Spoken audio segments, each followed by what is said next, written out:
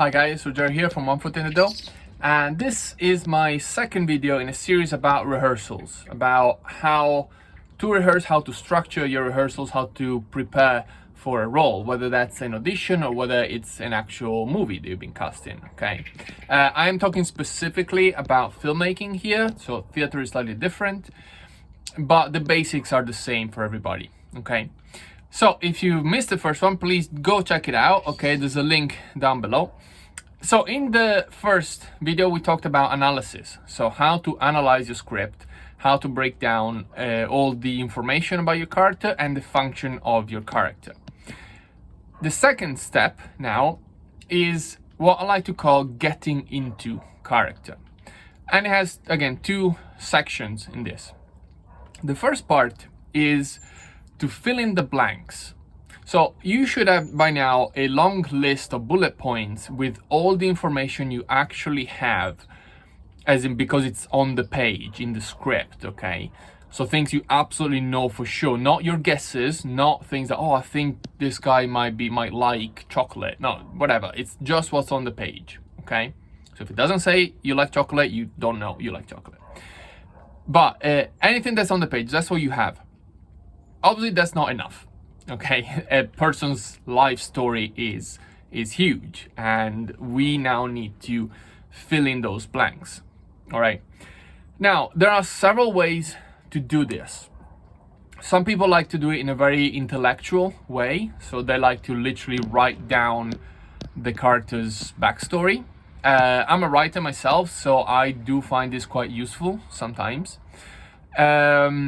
At the same time, it can be a bit too intellectual to a certain degree. It can be even off-putting if you're not really good at coming up with stuff.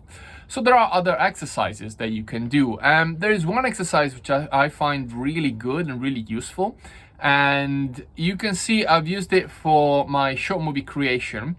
And the exercise is this, is basically you put some objects around the room, and they can be completely random objects. It doesn't have to be anything that you've chosen, okay?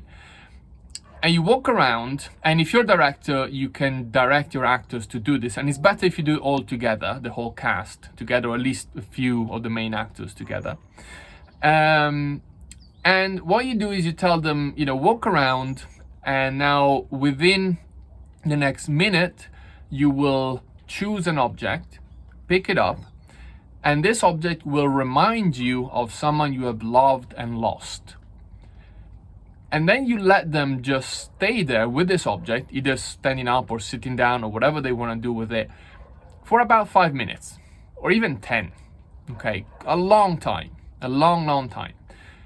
And what you do as an actor when you're doing this exercise is just you start to slowly imagine. You should know already all those basic information about your character, but you use this exercise, this time that you have with this physical object in your hand, to just let your imagination run free, run wild, okay? You just go with it, see where it takes you. And then after the 5 or 10 minutes are up, the director says, okay, now within the next minute, you will leave the object behind and start walking again. And this is important. It's important that you leave them the time to both find the object that speaks to them, that kind of fits with this idea of someone loved and lost, for example, at least to start with. But then it's important that you also leave them the time to leave the object behind, okay? If you're in the middle of something, some kind of imagination, some kind of story, you don't want to be told, okay, now go, leave. No, it's not good. This is about helping them come up with stuff. And then you do it again and again and again with lots of different objects. And you can come up with any kind of stuff. It can be, this reminds you of someone you hated. This reminds you of your first love. This reminds you of, I don't know, anything, your first job. It's better if you try and go with something that has an emotional impact. So, not just the shop around the road. I mean, sure, if that is something where something important happened, great. It's important that you don't stick too close now to the information you already have about your character. the whole point here is to fill in the blanks. And remember, the blanks can be huge because usually in the script you don't know everything about the character. Okay, so some of the things you come up with can be directly related to things or characters that are in the script, others are not. Now, it's fundamental that whatever you come up with does not contradict the basic information you had before. That's why you need to do the analysis first. Okay. Once you've done all of this, some people like to write this stuff down, other people don't. It doesn't really matter, to be honest. It's more about allowing you to slowly get used to being this person.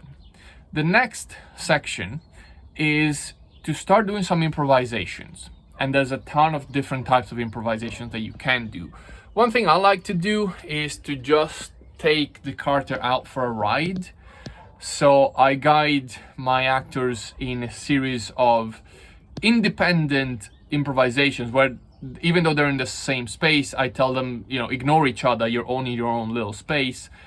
And it's stuff like, you wake up and then suddenly you remember you're late for something super important. So you try and get somewhere, but you're not managing, and so putting a bit of pressure, allowing them to feel what it means to be in this character.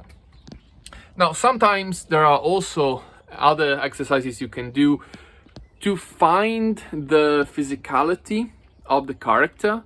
And there's a lot to be said about this, from working with centers of gravity, working with ideas, working with, there's also the animal one, where you start from an animal and then you make it more and more human.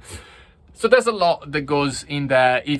I'm sure you've done some of this in your drama training already. So basically, you want to get now to the point where you start to feel comfortable in the skin of this character. So the next step that I like to do is you get to actually the scenes, but you don't use the text just yet. You improvise the scene. Now, just to be clear, I always ask my actors to be off book for the first rehearsal, okay? So the lines should be there and they should be strong and they should be fine. But we don't use the lines right away. We might do a line run, we might do just so they know how the structure of the scene goes. But then what I like to do is to ask them to improvise the scene. This is very important and it's very freeing because it allows them to just experiment, to just see how it goes. And not just improvise, but I tell them, make the scene 3 times as long. So each section of the scene, make it longer. If you have a first section where you're just greeting each other because you meet, make that a bit longer. Improvise a little bit. And then never use any of the lines, okay? Just know what's happening and make it happen through improvisation. This is very, very helpful. Guys, this is extremely helpful because it really helps actors get into their characters and get used to these characters, okay? Now, there is one last piece of the puzzle that is, again, extremely important, and you need to start dialing it in little by little here, which comes from that part of the analysis when we looked at what type of character, what's your function in the story, what's your, so who you are you the protagonist, are you the antagonist, are you just a small character, and whatever. And what's important here is to sort of step back and think about what is the most obvious interpretation for this character. This is something that you also do later when you work on the actual lines. But that's it. The concept is this. When you're in auditions, 9 times out of 10, every single actor who comes reads the lines in exactly the same way. The ones that don't, the ones that actually give you a new and different interpretation, are the ones that get cast 9 times out of 10. So figure out, first of all, what is the most obvious way to read these lines, and then play around with it. And most importantly, see what type of character can can you create? So and it's important that you understand the function of this character within the scene, because if you don't and you start creating something that is not obvious, you might end up making a character that doesn't work. Okay, the character needs to work, needs to fit in, needs to accomplish whatever he needs to accomplish within the story. But saying that, you want it to be as original as possible. So it can be all sort of little tweaks or even mannerisms sometimes, can be a different accent sometimes, can even just be a different type of delivery, a different type of engagement. As I said, if you're an unhelpful receptionist, for example, okay, you can be unhelpful by being completely disconnected and not caring and just whatever, or by trying really hard to be helpful and failing. You know what I mean? That still creates the same type of obstacle for the protagonist to overcome, but in completely different ways. So play around with this as you're creating your character, as you're improvising with the character. See what new and interesting things can come up, okay?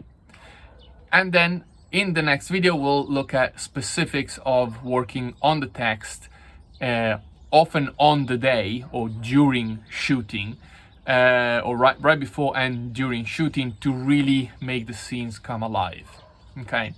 So hope you found this useful. As always, let me know in the comments below, and guys, share it with your friends. If you found this useful, please do share it. It does really help. Thank you so much. I'll see you soon. Bye bye.